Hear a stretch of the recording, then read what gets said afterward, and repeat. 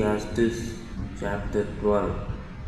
Remember now thy Creator in the days of thy youth, while the evil days come not, nor the years draw nigh, when thou shalt say, I have no pleasure in them, while the sun, or the light, or the moon, or the stars be not darkened, nor the clouds return after the rain.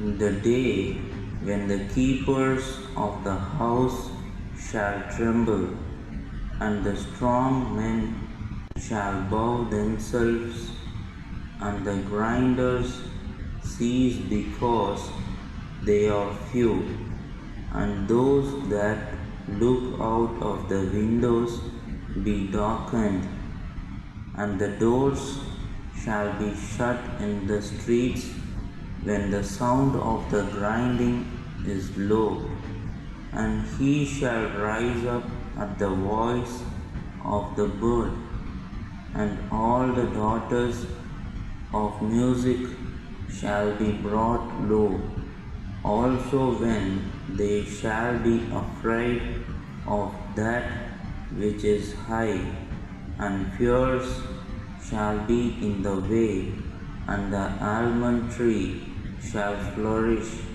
and the grasshopper shall be a burden, and desire shall fail, because man goeth to his long home, and the mourner go about the streets, or ever the silver cord be loosed, or the golden bowl be broken, or the pitcher be broken at the fountain, or the wheel broken at the cistern.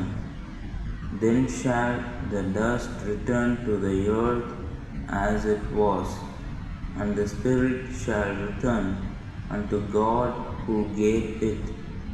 Vanity of vanities, saith the preacher, all is vanity.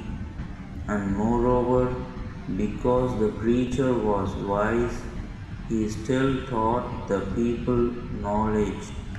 Yea, he gave good heed, and sought out and set in order many proverbs.